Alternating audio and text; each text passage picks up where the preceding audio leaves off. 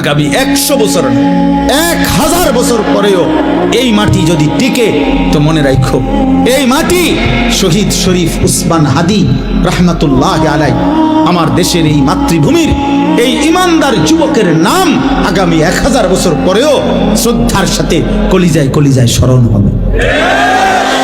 পৃথিবী তাকে মনে রাখবে। হ্যাঁ হ্যাঁ, মনে রাখো এই যুবক ইমানদার ছিল। 33 বছর বয়সী এক যুবক, যে সুনির্দিষ্ট কোনো রাজনৈতিক দলের সদস্য ছিল না, যে একাই মেহনত করে গেছে আধিপত্যবাদের বিরুদ্ধে, আগ্রাসনের বিরুদ্ধে, মাতৃভূমির প্রতি ইঞ্চি জমিন হেফাজত করতে চেয়েছে। তার সামর্থ্যের সবটুকু দিয়ে সে বলেছে, সে পাক্কা নামাজি ছিল, 5 ওয়াক্ত নামাজ পড়ত, ফজরের নামাজ প্রতিদিন জামাতে করত, ফজরের নামাজ ক্যাম্পেইন করত, সাথীদেরকে ফজরের নামাজের জন্য উঠাইতো, ফজরের নামাজের বন্ধুদেরকে সাথে নিয়ে এরপরে ঢাকা 8 সংসদীয় আসনে ওয়ার্কিং করত প্রতিদিন ফজরের নামাজের পরে। তুমি খবরে দেখো, তুমি শুনো, দেখো এক যুবক একই সাথে ঈমান এবং দেশপ্রেম দুইটাই তার মধ্যে সমান তালে ছিল। মাতৃভূমির প্রতিও প্রচন্ড টান ছিল, দেশের আজাদি, স্বাধীনতা, সার্বভৌমত্বের প্রতিও তার কলিজা ভরা মহব্বত ছিল, আল্লাহর প্রতিও তার মজবুত ঈমান ছিল। আল্লাহ বলে, যুবক তুমি চেয়েছো মাত্র, সে বলছে আমি যদি 500টা ভোট পাই, 5000 ভোটও পাই, তো আমি প্রথমবার দাঁড়াইছি, আমি সার্থক মনে করব। আসমানওয়ালা রব বলেন, আমি তোকে 18 কোটি মানুষের ভালোবাসা দিয়ে দিই, যা,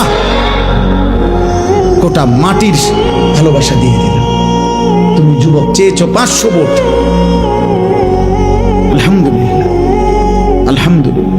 কি আশ্চর্য যুবক বলো, এই দেশের লক্ষ আলেম, মুফতি, মুহাদ্দিস, ইমাম, খতিব, মুয়াজ্জিন, ওয়াইস, পীর, বুজুর্গ, আউলিয়া, তালিবে ইলম, হাফেজে কোরআন, আল্লাহর দ্বীনের সবাই, আবার সাধারণ থেকে সাধারণ মানুষ, রিস্কাওয়ালা, ট্রাকওয়ালা, ঠেলাওয়ালা, কুলিওয়ালা, দিন মজুর, বুড়া মানুষ, জওয়ান মানুষ, বাচ্চা মানুষ, সব তার জন্য চোখের পানি ফেলে অঝরে কাঁদছে।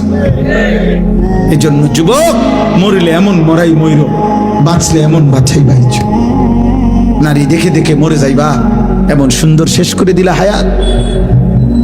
উলঙ্গ ছবি দেখতে দেখতে আব্বা মরে যাইবা, নর্তকী দেখতে দেখতে। অথচ নারীর চাহিদা তো স্বাভাবিক চাহিদা, এটা তো আল্লাহ প্রত্যেকের পূরণ করছে। নারীর চাহিদা পূরণ না হইলে স্বামী স্ত্রী হয় কেমনে, বিবাহ হয় কেমনে? নারীর চাহিদা পূরণ না হইলে এই পৃথিবীতে মানব প্রজন্ম এই পর্যন্ত আইবে না। এটা তো একটা কমন বিষয়, একেবারেই সাধারণ একটা বিষয়। এটার জন্য নিজে বুঝি এত চরিত্রহীন হয়ে যেতে হবে?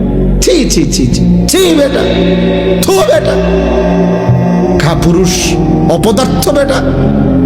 এত সুন্দর যৌবন, যে সময় নিজেকে গড়া, দেশ গড়া, জাতি গড়া, রাষ্ট্র গড়া, আল্লাহর দ্বীন কায়েম করা, ইসলামের জন্য কিছু করা, আখিরাতের জান্নাত গড়া, সব কিছুর সর্বোত্তম সময় যৌবন। যুবক চাইলে নিজেকে গড়তে পারে, যুবক চাইলে দেশ গড়তে পারে, যুবক চাইলে সমাজ গড়তে পারে, যুবক চাইলে রাষ্ট্র গড়তে পারে, যুবক চাইলে আখিরাত জান্নাতও গড়তে পারে। এটা আল্লাহ প্রদত্ত শক্তি। আল্লাহ নিজে বলছেন, সুম্মালি তাবলুগু আশুদ্দাকুম, আমি আল্লাহই তোমাদেরকে যৌবনকালে শক্তির পূর্ণতা দিয়েছি। মানুষের দেহে যেটুকু পূর্ণ শক্তি আল্লাহর বরাদ্দ, ওইটা পূর্ণতায় পৌঁছে যৌবনকালে। ওয়ালাম্মা বালাগা আশুদ্দাহু, কোরআনের অনেক আয়াত। বালাগা, আল্লাহ বলেন শক্তি তার পূর্ণতায় পৌঁছলো, পৌঁছলো মানে যৌবনকাল। সমস্ত তাফসিরে আছে। তাহলে কোনো মানুষকে আল্লাহ তাআলা যৌবনকালে পূর্ণ শক্তি দেয়, তো এই পূর্ণ শক্তি শুধু এই বেডি সাউন্ডের লাগে? এই কদ্দুর কাম? ছি ছি বেটা, পূর্ণ শক্তি যখন, তখন তুমি 8 ঘন্টা শুধু বুট বাদাম খাইলা। পূর্ণ শক্তি যখন, তখন তুমি এই বন্ধুদের আড্ডায় সারাটা রাত শুধু মোবাইল দেখতে দেখতে শেষ করে দিলে। আস্তাগফিরুল্লাহ, আস্তাগফিরুল্লাহ।